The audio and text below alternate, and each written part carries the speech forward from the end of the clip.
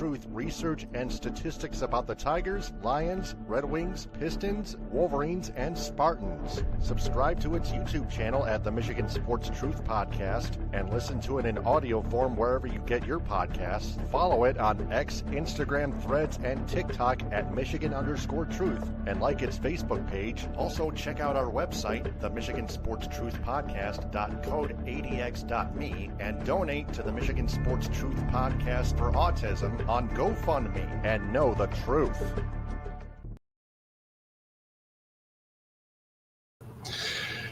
I'm Taylor Phillips, your Michigan Sports Truth Detective,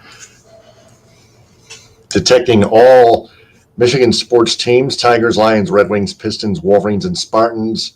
Brutal honesty, statistics, visual evidence, everything, and factual stories. Of course, let me take a sip of my water here. Okay. So our disclaimer is this. This podcast is hosted by someone who has autism and is not for entertainment purposes. The views expressed by the audience, let alone fans, do not reflect the truth and reality about our teams. 5 teams to discuss this week, in this episode: Tigers, Red Wings, Pistons, Wolverines, and Spartans, men's basketball. First off, the Tigers Tribune. Tarik Skubal's agent, Scott Boras, never countered the Tigers' first arbitration figure for Skubal. According to Chris McCoskey of the Detroit News, the Tigers organization made its first offer early before the deadline. The Tigers didn't see Boras' $32 million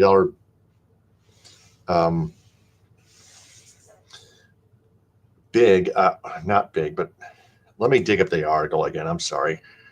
I think I mistyped it. The Tigers did not see Boras' $32 million bid for Skubal until they exchanged numbers Thursday night. The Tigers regarded $19.8 million as a starting point, and both sides will typically negotiate and try to reach a compromise before the deadline. The Tigers were willing to rise above $20 million and maybe closer to $25 million, but apparently they just fell short of that. $19.8 million is close, but you gotta make it officially at least $20 million. And now, last week, former MLB MVP Josh Donaldson, who is now retired, called the Tigers a trash organization a week ago for botching the process with Skubal. And he's right, because Chris Ilitch owns them and doesn't care about them business-wise as much as he cares about the Red Wings. And Chris Ilitch is spending way too much money on stadium/arena re-renovations and empty parking lots, rather than big money players, whether it's in Major League Baseball or the National Hockey League. But Steve Yzerman is a good general manager. Not great, but he's good. But speaking of which, in this edition of As the Wing Wheel Turns, Sergei Fedorov's jersey number 91 has been officially retired. He publicly admitted in his speech that leaving Detroit in the 2003 NHL offseason was a huge mistake after they got swept by the Ducks, and that was on him. But at the same time, he found the love of his life and started a good family, which was a blessing in disguise in life. His entrance onto the ice, by the way, was in a Corvette. Very stylish entrance. Wow. So anyway, everything was mentioned, including the Russian Five, Yzerman, Shanahan, all the others, Steve Duchesne, and the 5 goals scored by Fedorov on December 26th of 1996 in that 5-4 overtime win over the Washington Capitals at Joe Louis Arena. And then, of course, the main attraction being the jersey number hanging atop the rafters to make it official. So that's out of the way already. So after that, the Red Wings blew a 3-0 lead, but managed to escape with a 4-3 win over the Carolina Hurricanes. Andrew Kopp scored the game-winning goal, but clearly cross-checked Shane Gostisbehere 2 seconds before doing so while getting the centering pass from Alex DeBrincat. And yes, whether you like it or not, I'm a Red Wings fan, but I'm more honest than that. It was a cross-check. Kopp was a +3. Dylan Larkin was a -1. Finney a 0, ±. Patrick Kane was a +2. DeBrincat, a goal and 2 assists, 3 points, a +2. Yeah, DeBrincat's been red hot. There was no doubt. There's been no doubt about that. DeBrincat scored yet another goal in San Jose, which we'll get to soon. Ben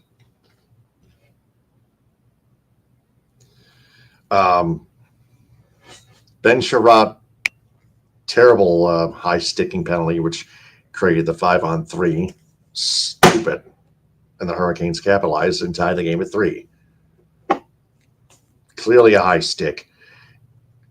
So, devil's advocate here. There was zero officiating controversy against the Wings. For any Red Wings fan who thought defenseman Moritz Seider was called for the penalty late in the third period, the referees actually called a slashing penalty on Lucas Raymond and not Moritz Seider. Now, we couldn't get to see from any angle on television because the camera was pointed towards Seider instead of Raymond. FanDuel Sports Network Detroit is to blame for their poor production on that one, so we couldn't tell whether it was the right call or not on Raymond. Seider was not called for it. So we especially can't tell if it was that it was a bad call because we couldn't see it. Because Red Wings fans, most Red Wings fans, most of this sheepish fan base were only hoping that it was not a penalty at all, per se. So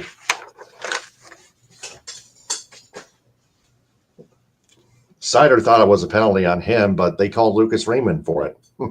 Funny. But the Red Wings get the win, 2 points. And then they play back-to-back games. They get shut out by the Bruins 3-0. Just 2 shots on goal in the third period. Just 2. Just 2. 24 shots on goal total. They are on pace for like an average of 33 shots on goal, 11 per period.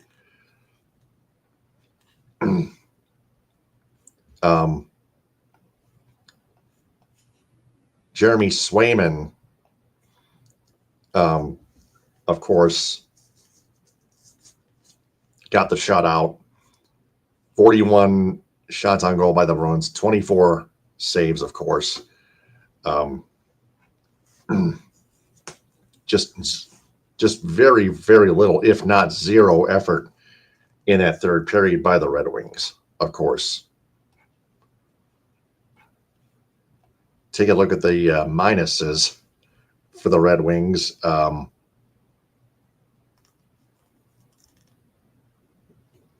Patrick Kane a -2, DeBrincat a -2, Finney is 0, Larkin a -1, Compher a -1, Raymond and Van Riemsdyk each a -2, Kopp a -1.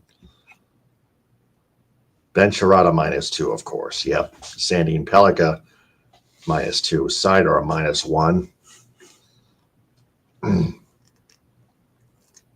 So, no excuses for losing the second of back-to-back games like that. The Tampa Bay Lightning won back-to-back games the same night The same nights, they beat the Philadelphia Flyers 5-1, and they beat the Pittsburgh Penguins 2-1 in a shootout because they play with a bigger passion and refuel properly in a timely manner, because the Tampa Bay Lightning are a great team.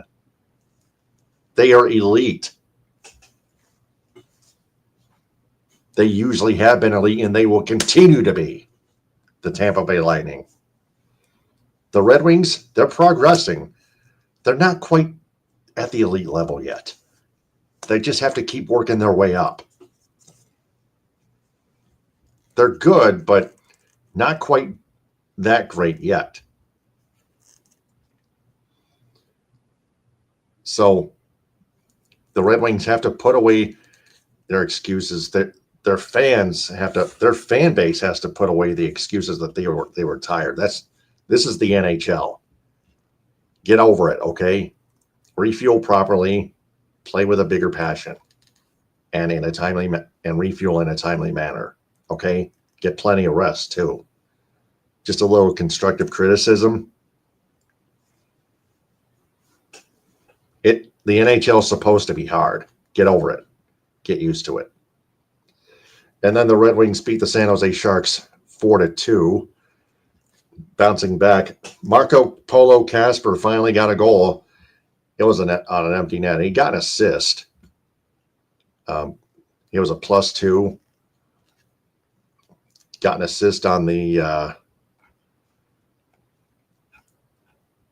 JT Comfort goal. Dylan Larkin scored the go-ahead goal, the game-winning goal, just barely. It snuck in. The referees initially couldn't quite see it, but after discussing it, without even the requirement of video review, they called it a good goal. See, the refs don't hate you.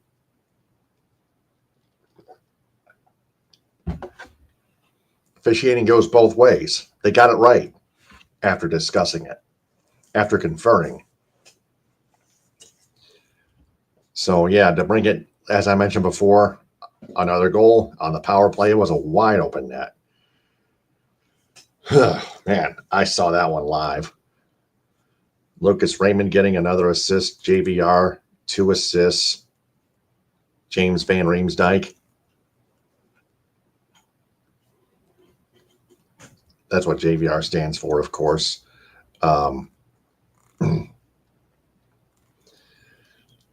Only 13 turnovers total by the Red Wings. 27 turnovers total committed by the Sharks. 22 giveaways. Red Wings played good hockey in that game. 1 for 2 on the power play. 53.1% in faceoffs.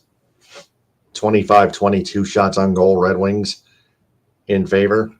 John Gibson stood on his head again, getting in front of shots on goal, especially from the Sharks star player Macklin Celebrini, which I saw a few times. Gibson making an incredible reflex glove save. Of course, 20 saves total. And now we look at the schedule ahead. The Senators tomorrow at 5, or later this Sunday at 5. That's later today on FanDuel Sports Network Detroit. Then January 21st, that's Wednesday at 7 against the Toronto Maple Leafs at 7 on TNT and True TV. And then the Red Wings hit up a little bit up north. Back-to-back games again. Yeah, they're on the road for 3 in Toronto and then Minnesota and then Winnipeg. They have a day off in between the Wild and Jets game. Thursday on ESPN at 9:30 p.m. Eastern Time, 7 p.m. Eastern Time on Saturday, Wings at Jets in Winnipeg on FanDuel Sports Network Detroit.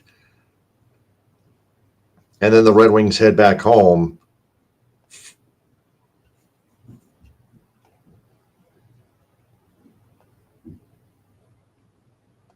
for at least 3 games. They have the Los Angeles Kings on the 27th, the Washington Capitals on the 29th on ESPN Plus, and on January 31st at 1 on ABC, the President's Trophy favored Colorado Avalanche, heavily favored Colorado Avalanche, skate into Little Caesars Arena.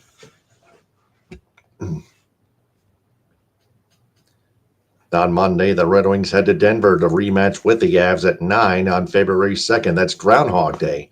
It's a home-and-home set. And then then on the road on February 4th at 9 against the Utah Mammoth on Vandal Sports Network Detroit before the Olympic break.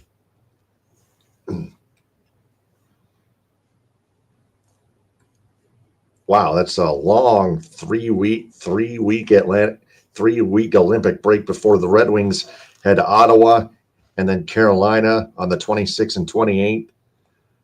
Hurricanes are looking for revenge. And then Nashville, March 2nd. Then the Red Wings back home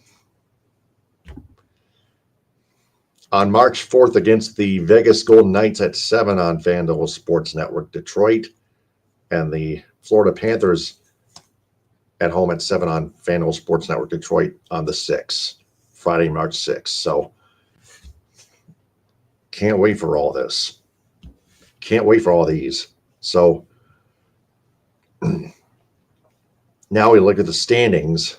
The Red Wings, the Montreal Canadiens came back from down 5-3 to beat the Ottawa Senators 6-5 in a shootout, or in overtime rather.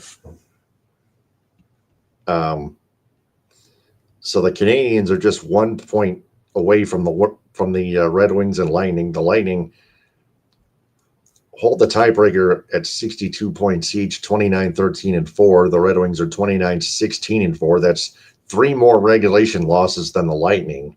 That's why the Lightning own the tiebreaker. They lost in a shootout to the St. Louis Blues in St. Louis last Thursday night. But the Lightning still hold an astounding 43 goal differential. The Avs plus 75 goal differential. Holy cow. Hokey smokes, Bullwinkle. That is a skyrocketing plus 75 goal differential for the President's Trophy favored Colorado Avalanche. Ay, caramba. Hurricanes, 64 points, 30-15-4, a goal differential of plus 27. That's the competition is up there, man. The Avs, 74 points, 33-5-8. That's an incredible winning record. It's going to be a tough home-and-home set in the near future for the Red Wings against the Avs. So the Red Wings had better be ready.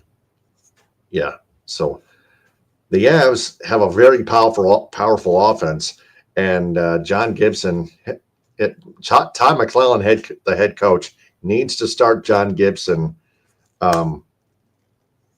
in both of those games, because the Red Wings have a day off in between both of those games in the home and home set, and the Wings and Avs. So McClellan just needs to be smart enough with his goaltenders Gibson and Talbot.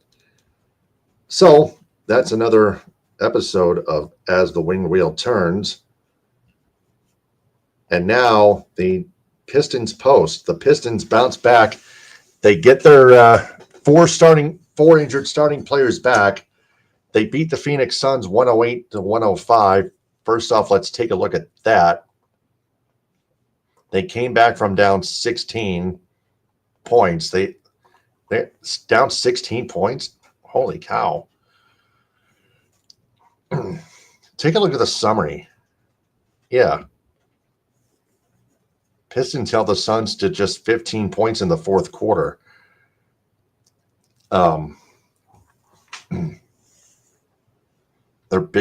Phoenix's biggest lead, 16 right here.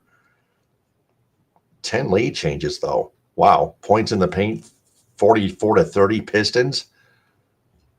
Bench points, 42-22 Pistons. Wow. Pistons dominate the Suns right there in those departments. So,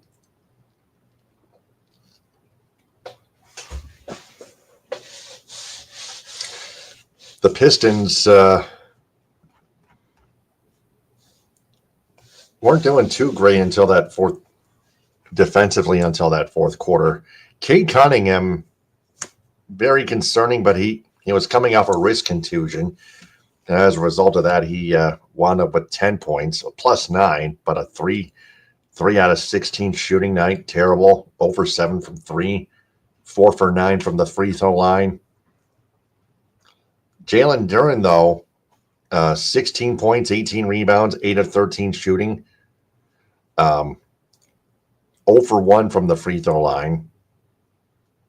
62.2% free throw shooting by the entire Pistons team. Still another bad free throw shooting night game against the Phoenix Suns. Right now, the Suns are in 7th place, 25-17.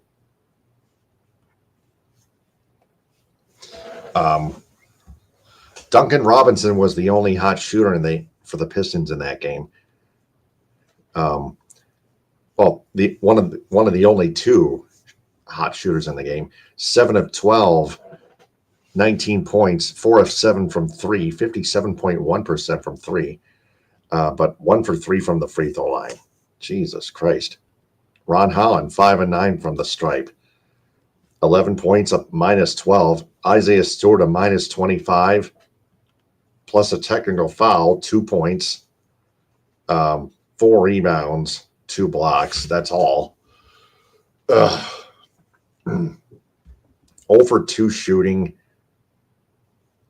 from the field, 4 for 4 from the stripe, from the free throw line, which is good, 100%.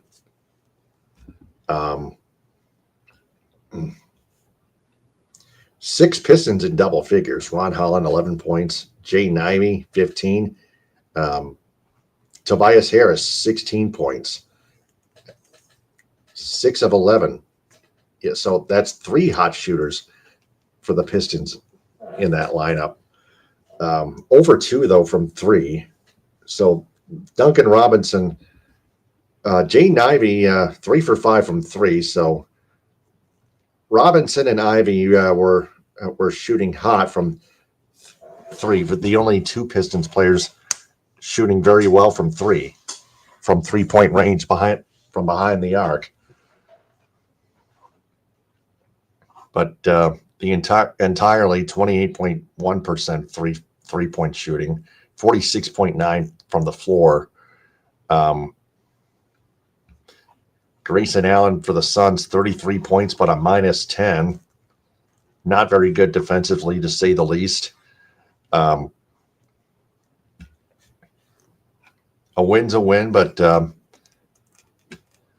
Pistons just had to make some improvements, and they did with a big, whopping 121-78 win over the very lowly and injury-prone Indiana Pacers.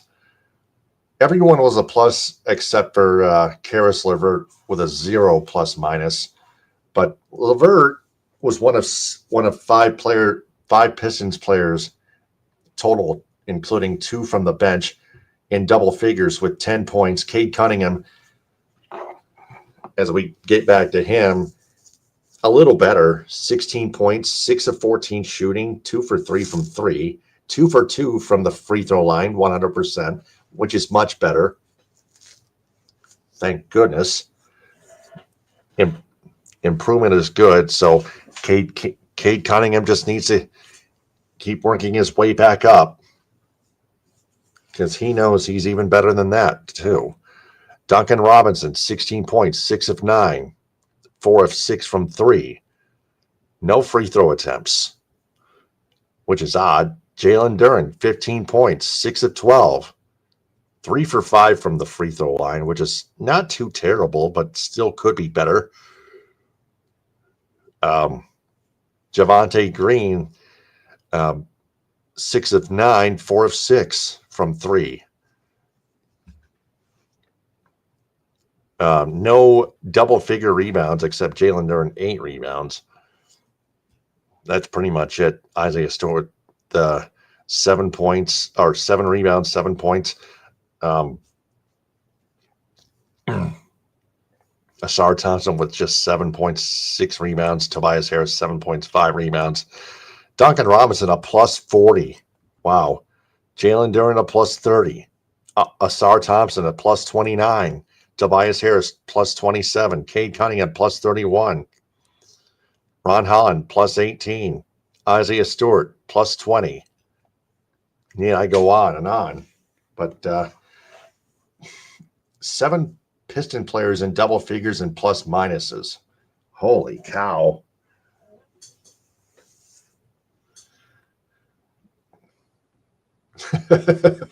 That's just amazing. Just a complete mismatch. The Pistons handled the basketball a lot better than the Pacers did, of course, because the Pistons played a lot better analytically than the Pacers had been doing. So the Pistons, they have a big matchup with the 26-15 Boston Celtics Monday night at 8 on NBC and Peacock. I'll be watching that on TV 7 and 4 up here in the northern Michigan region. WPBN Traverse City, WTOM Sheboygan Petoskey. The special a subsidiary of Up North Live, also in association with ABC 29 and 8. Anyway, Pistons also after that traveled to New Orleans at Smoothie King Arena to play the 10-34 New Orleans Pelicans. The Pistons should have no problem with those guys. And the Pistons return home for just a 2-game homestand against the Houston Rockets and Sacramento Kings. Rockets 24-15, they're good. Friday at 7, then the Kings 12-30. Sunday at 3. Friday at 7 on the Rockets game is on Prime Video. Yeah, and I can watch that on one of my family members' account. But anyway,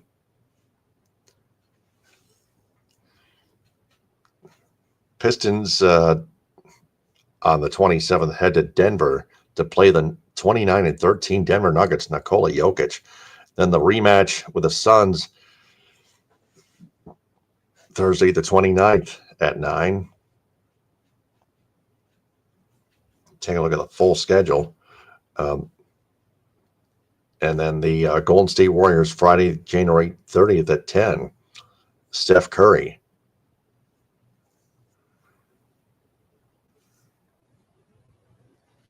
And then a 4-game homestand. Brooklyn Nets, Denver Nuggets, the rematch, Washington Wizards.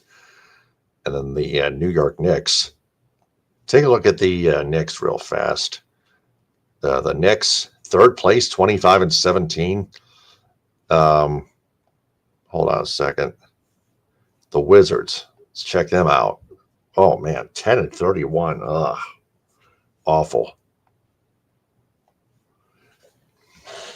Man. So tough teams and easy teams That's the way it goes, folks. So that's the Pistons post. So any questions, any comments? So the Wolverines World Beat Men's Basketball Edition. The Michigan Wolverines bounced back and beat the Washington Huskies 81-71, and the Oregon Ducks 82-72. Wait a second. Let me edit this banner here on stream as I use StreamYard here. There we go. The Michigan Wolverines beat the Washington Huskies 82-72 on the road.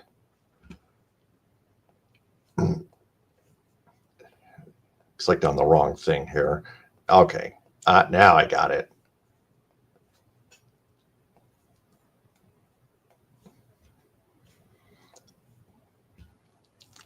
Oh, man. Let's take a look at this here. The turnovers, just 8 by the Wolverines, 12 by the Huskies.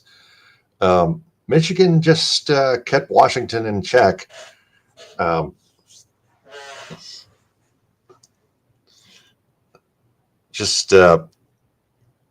Ade Mara leading the Maize and Blue with 20 points.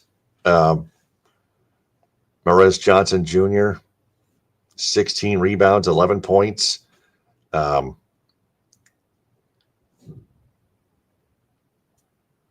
Landenborg didn't even play that game. Oh, yeah, Landenborg did play. He did get 14 points. Wait, Marez Johnson Jr., 16 points and 16 rebounds. I read that wrong. Those are defensive rebounds. My apologies. So 46% from the field, 22% from three, 76% from the free throw line. Not terrible, but could be better. Of course, both teams struggled from behind the arc. Huskies 27% from three, 38% from the field, 82% from the free throw line, which is a little better than Michigan's free throw shooting. And then Michigan went to Oregon and beat the Ducks 81-71. Team stats. Total turnovers, 14 by Michigan, 11 by Oregon. Oregon led Michigan 41-40 at halftime. So it was an epic battle, but Michigan just couldn't quite hold the lead going into the break. 3-point shooting, 39%, which is an improvement, 9 of 23. Landenborg, just 6 points. Yeah, not very much, but 2 steals, 2 blocks, 10 rebounds, which is good. Marez Johnson Jr., 9 points. Namari Burnett, 15. Elliot Cadeau, 17 points. An improvement from his single-digit performance at Washington. Ade Mara, 12 points. Sean Storp for Oregon, 22 points. The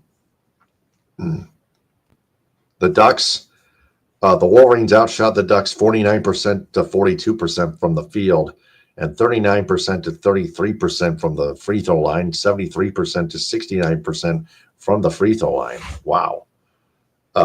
Their free throw shooting still has not quite improved up to my expectations.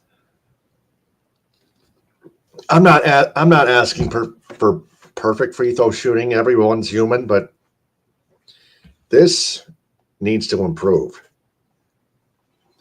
Their free throw shooting right here needs to improve.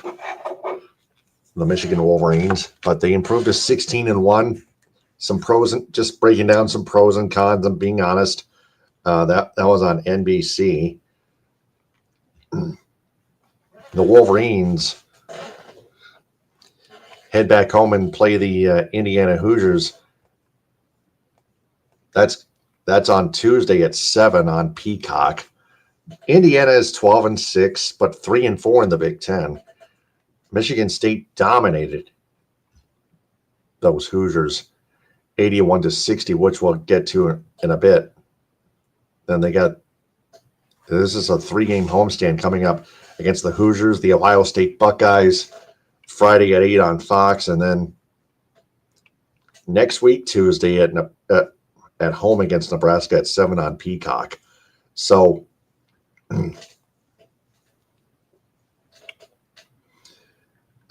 just a couple games on Peacock. I need to get Peacock back again. I really do. So, but I'm not sure if I'll catch it. I might have to work those days. But anyway, that's the Wolverines World Beat Men's Basketball Edition. And now for the Spartan Span, the Michigan State Spartans beat the Northwestern Wildcats 76-66, and they beat the Indiana Hoosiers, as I mentioned, 81-60.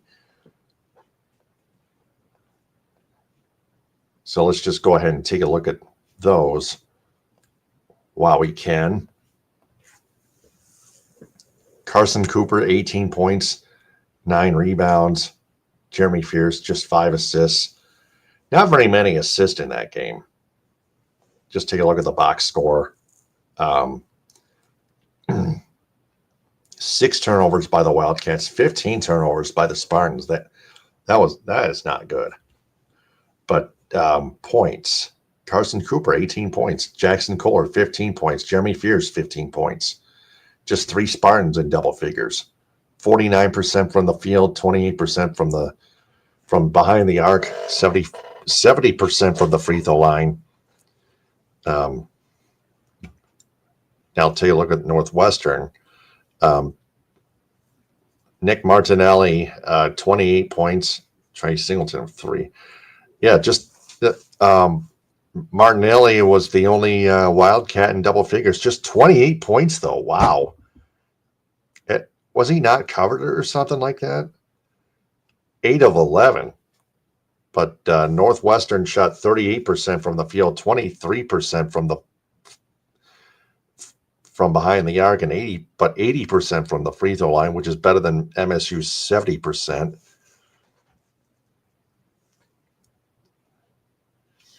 And then the Spartans, as I mentioned before, 81-60 win over the Hoosiers.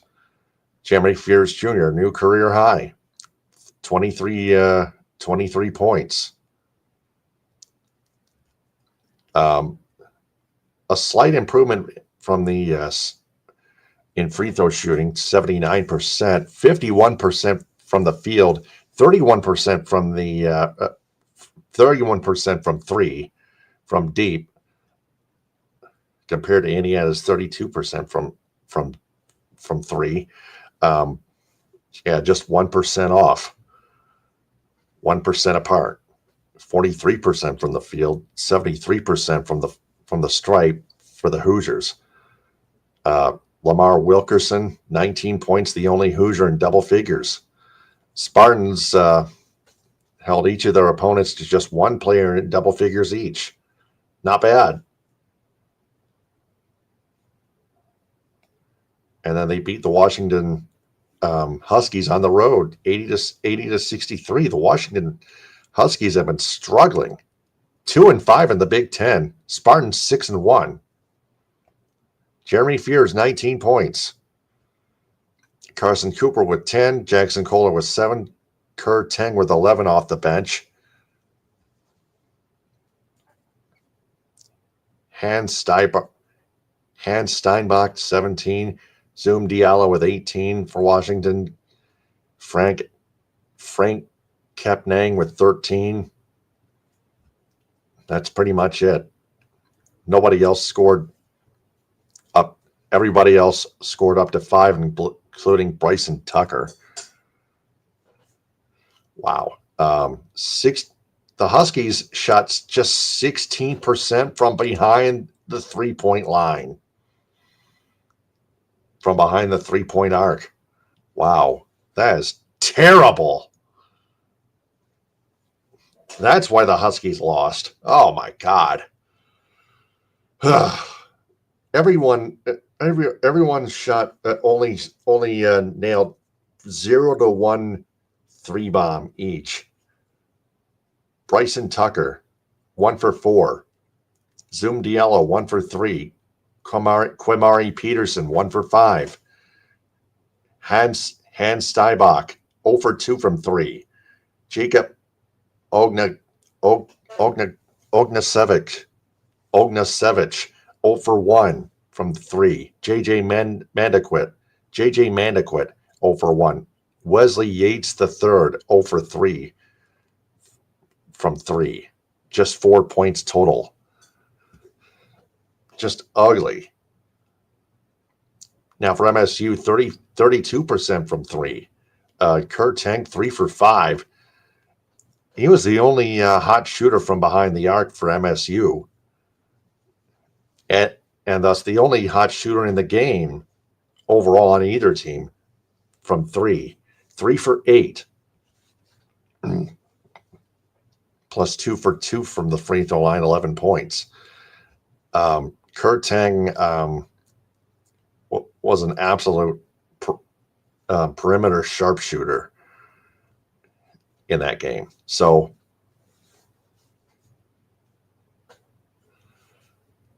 yeah, that's pretty much it.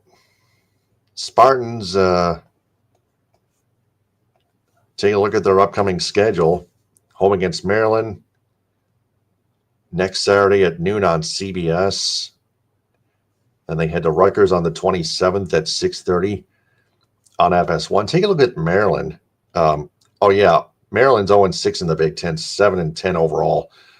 Rutgers, 2-5 and 9-9. 9-9 overall, 2-5 in the Big Ten.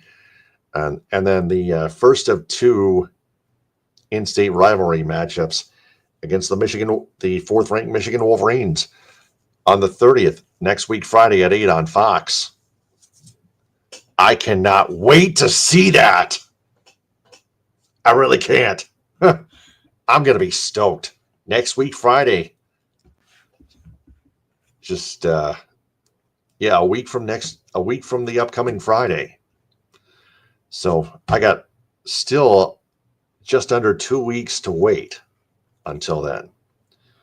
So, that's the Spartan span. And now, what did we learn? Of course, Scott Boras and the Tigers organization never communicated with one another about the Tigers' first arbitration bid for Tarik Skubal, which kind of brews up more trouble. Meanwhile, the Red Wings and Pistons keep on flying high. Wolverines and Spartans bouncing back, or Wolverines bouncing back. Spartans winning 4 straight. That's pretty much it. And that's all we've learned in this episode of the Michigan Sports Truth Podcast. I'm Taylor Phillips. Subscribe to its YouTube channel at the Michigan Sports Truth Podcast. Like its videos and turn on all notifications on the bell icon. Click or tap on live to find its latest full episodes and check out its shorts videos. Also, watch it live and follow it on Twitch at Michigan Sports Truth. And listen to it in audio form on Spreaker, Spotify, iHeartRadio, Apple Podcasts, Amazon Music /Audible, Castbox, Deezer, Podcast Addict, Podchaser, and JioSaavn. Also, join its supporters club on Spreaker. Follow the Michigan Sports Truth Podcast on X, Instagram, Threads, and TikTok at Michigan_Truth, and on Reddit at u/Michigan_Truth. Also like its Facebook page, facebook.com/Michigan Sports Truth, and on Patreon, patreon.com/Michigan Sports Truth, the website, the Michigan Sports Truth Podcast, code ADX.me, and donate to the Michigan Sports Truth Podcast for Autism on GoFundMe. The goal is $2,400. Until next time, this is Taylor Phillips signing off. Stay on the lookout and remember that I always observe and detect the truth about Michigan sports, because the truth is out there in the state of Michigan. Ta-ta, hit him with a hind, power to the people, Baba Bowie to y'all.